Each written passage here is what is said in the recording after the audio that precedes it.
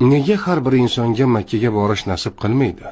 Nega minglab insonlar Ka'bani ko'rishni orzu qiladi, ammo unga faqat ba'zilargina yetadi? Bu tasodifmi? Yo'q. Bu Allohning tanlovidir. Olimlar aytishadi, Allohning uyiga faqat uning o'zi taklif etgan bandalar kiradi. Makka turistik joy emas, bu yaratuvchining uyidir. Bu yerga faqat ruxsat etilganlargina boradi. Qarang, qancha odam pul to'playdi, hujjatlar tayyorlaydi, ammo oxirgi paytda hammasi bekor bo'ladi. Ammo shundaylar ham borki, u safarni hatto rejalashtirmagan bo'lsa ham, Alloh unga bu imkoniyatni beradi. Nega shunday? Chunki Alloh qalblarini tanlaydi. Payg'ambarimiz sollallohu alayhi vasallam aytganlar: Umra qiluvchi ziyoratchi Allohning mehmonidir.